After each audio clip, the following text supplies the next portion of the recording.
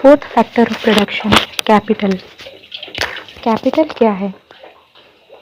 जैसे लैंड में सारे नेचुरल रिसोर्सेज आते हैं, उसी तरह कैपिटल में जितने भी ह्यूमन मेड रिसोर्सेज हैं, जिनको ह्यूमन ने बनाया है, नेचुरल रिसोर्सेज को मॉडिफाई करके अपनी आसानी के लिए, उसे कैपिटल कहते हैं। कैपिटल दो तरीके के होते हैं, टेंजिबल, इनटेंजिबल। टेंजिबल कैपिटल में फिजिकल कैपिटल और फाइनेंशियल कैपिटल आते हैं। इनटेंजिबल कैपिटल में human capital, social capital, financial capital आते हैं।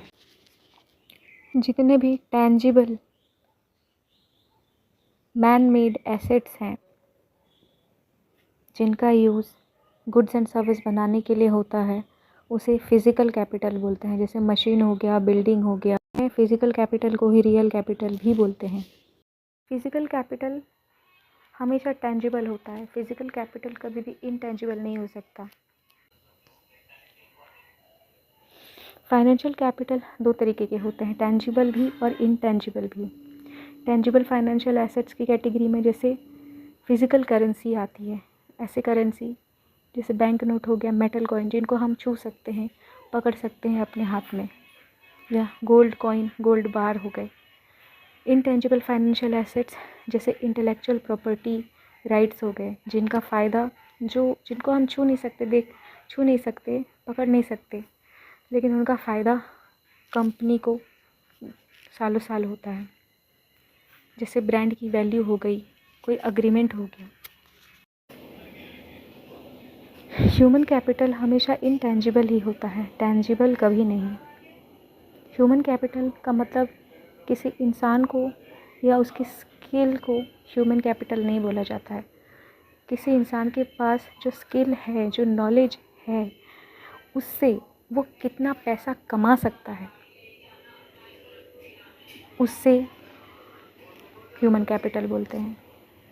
ह्यूमन कैपिटल जो टर्म है और ह्यूमन कैपिटल थ्योरी है, इसको 1960s में दो economist Theodore Schultz and Gary Becker ने डेवलप किया था। कैपिटल थ्योरी क्या कहता है? ह्यूमन कैपिटल थ्योरी कहता है कि अगर पीपल में इन्वेस्ट किया जाए in the form of health care, उनके एजुकेशन में, उनकी ट्रेनिंग में, तो इससे बिजनेसेस को ही फ़ायदा होगा, उन इंडिविजुअल्स को फ़ायदा होगा और ओवरऑल इकोनॉमी को फ़ायदा होगा। ह्यूमन कैपिटल जो है नॉन फंगिबल होता है या नॉन फंजिबल होता है, सॉरी फॉर द प्रोनाउंसिएशन, क्योंकि हर एक इंसान की खुद की एक पर्सनालिटी होती है, उसके खुद के एक्सपीरियंसेस होते हैं, उसका नॉलेज बेस अलग होता है और उनकी स्किल सेट अलग होता है। तो कोई भी एक दूसरा इंसान किसी इंसान का हूबहू कॉपी नहीं कर सकता, इसीलिए ह्यूमन कैपिटल को नॉन फंजिबल कहते हैं। ह्यूमन कैपिटल को हाइब्रिड कैपिटल भी बोला जाता है, क्योंकि ह्यूमन कैपिटल का कुछ एस्पेक्ट नेचर से जुड़ा होता है, तो कुछ एस्पेक्ट मैन मेड होता है। जैसे हम ह्यूमन हैं,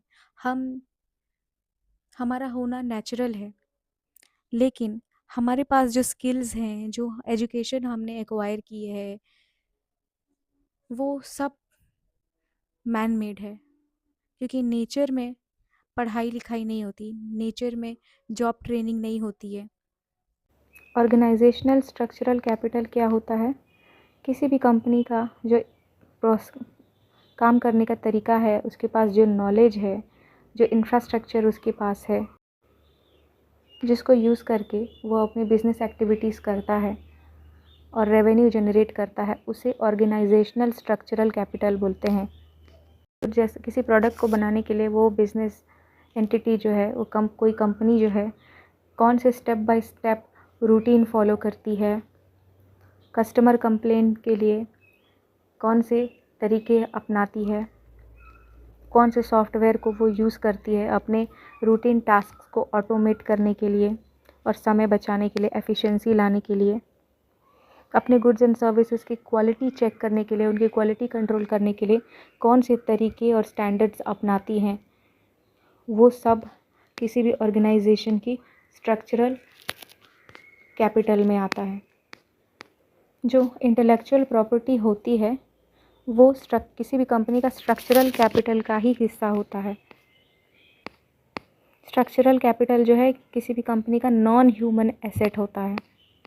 अगर किसी कंपनी का एम्प्लॉय चला भी जाए उस कंपनी से तो भी वो स्ट्रक्चरल कैपिटल हमेशा उस कंपनी के पास रहता है।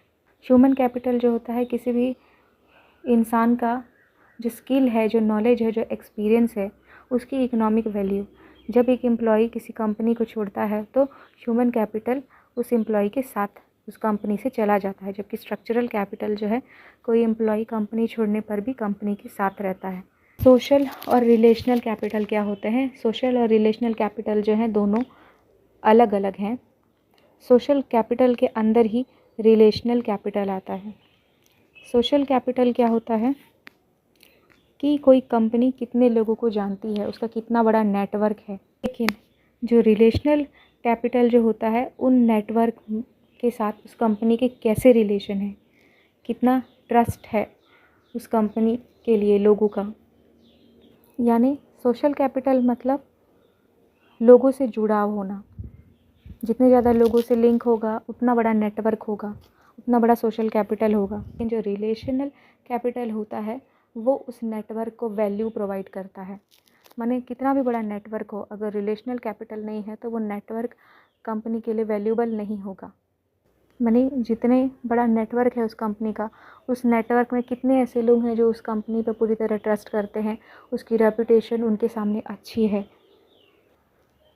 ये सोशल कैपिटल और रिलेशनल कैपिटल कंपनी के साथ साथ किसी इंडिविजुअल के लाइफ का भी हिस्सा होती है।